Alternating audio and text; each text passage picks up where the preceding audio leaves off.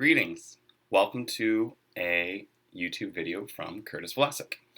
I would like to dedicate this video to a series of videos for teachers and educators and those in our classrooms of America or the world.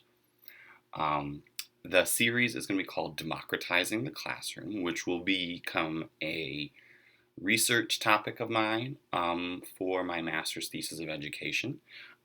But over the last 4 years of teaching science in Detroit and for 1 year of teaching English in a rural town in France, I believe that I've been implementing these strategies to democratize the classroom, which I'll define in a minute, and to encourage more participation and engagement in the classroom environment from students and teacher. So first thing, democratizing the classroom, as the name sounds, it means bringing democracy into a classroom setting in a global environment where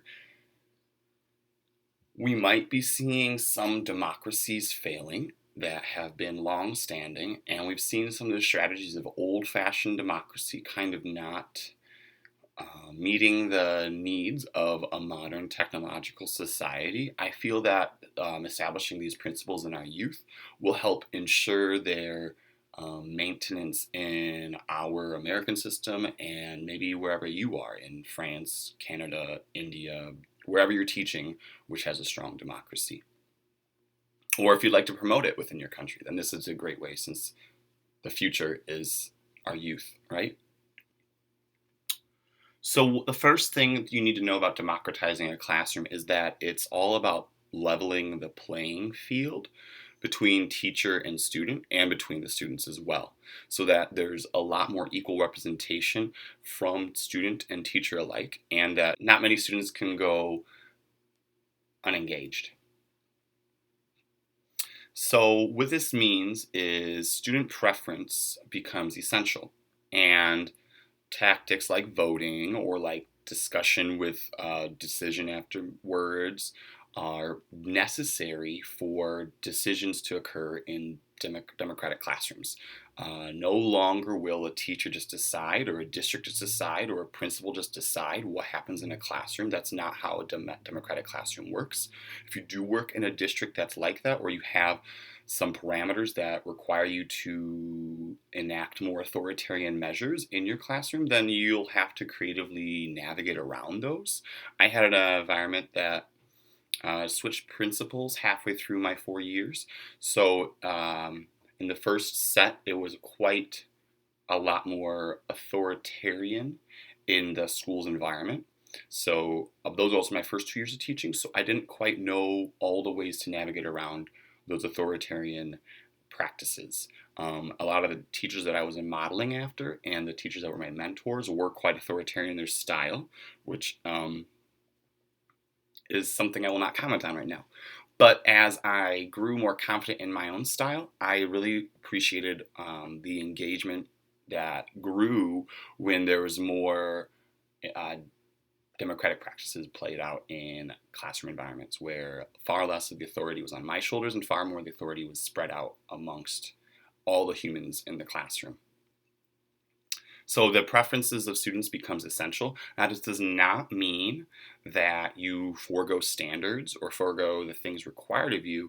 Kind of the building in an accountability system between kind of like the executive branch and the judicial branch. The students are far more the executors of what's supposed to happen, and the teacher's kind of the judge, and everyone kind of plays a role in a more of a legislative way, which I'll talk about in a future video about setting up a classroom's rules and policies, right?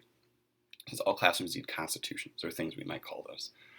All of this needs to be built on a foundation of trust, and what that means is, if I'm going to be trusting my students to provide me valuable ideas and information, and they're going to be trusting me not to just forego their ideas and choose what I want to do anyway, that trust needs to be established. Now, with younger students, this means bringing the family more involved, because that helps build the accountability and the trust, since younger students are very much in alignment with their family. But as students get older and their teen teenagerness takes over, the communication with parents needs to become far less so that the trust is greater with the students who are older teenagers. That'd be like 16 and up.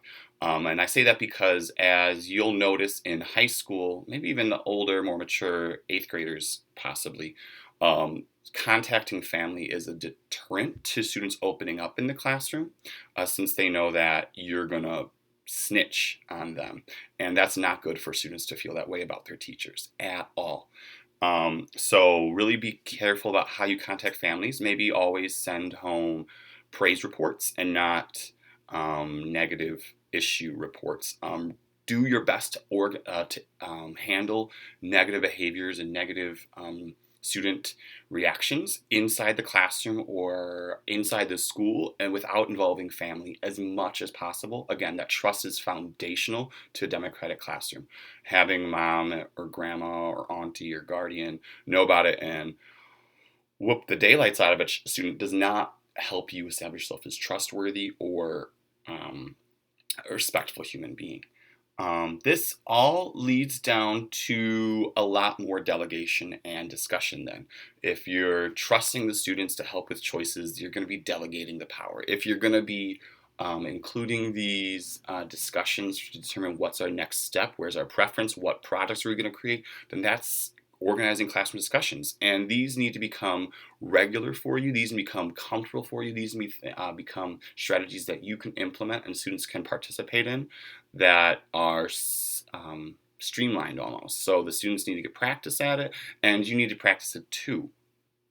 Don't just think that because you have a teaching license or because you're in a classroom, you know how to lead a discussion. Being an active engagement member of discussion as a facilitator is equally important and difficult as being an engaged participant in the discussion itself. Last but not least, a few sources. These sources have helped me read up on and inspire me to democratize my classroom further and to keep challenging me toward what the goal of a democratic classroom or democratically run classroom is. So the first one is Paulo Freire. Late Paulo Freire is from Brazil. He wrote a book called The Pedagogy of the Oppressed, and that book was groundwork for my views on how education should work and where it should be progressing toward in style and form. And another person is Jeffrey Duncan-Andrade, still alive in the Bay Area.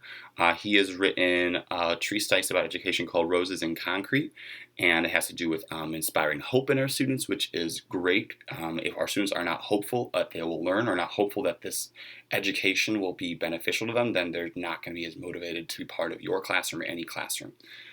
A great professor on this topic of education and its reform for more humanizing or democratizing methods is Emery Petchauer from Oakland University.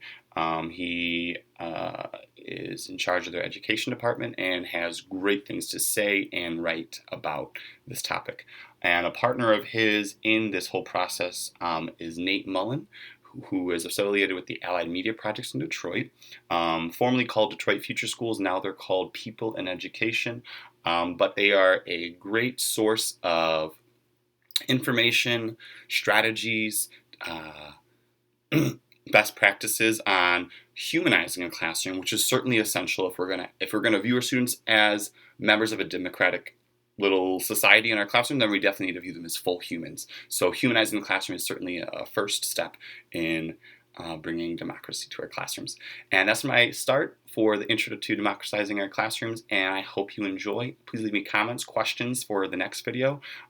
Soon I'll be talking about establishing yourself as a democratic teacher in a classroom, and then the first practices to establish as commonplace for your students. Thank you. Have a good day.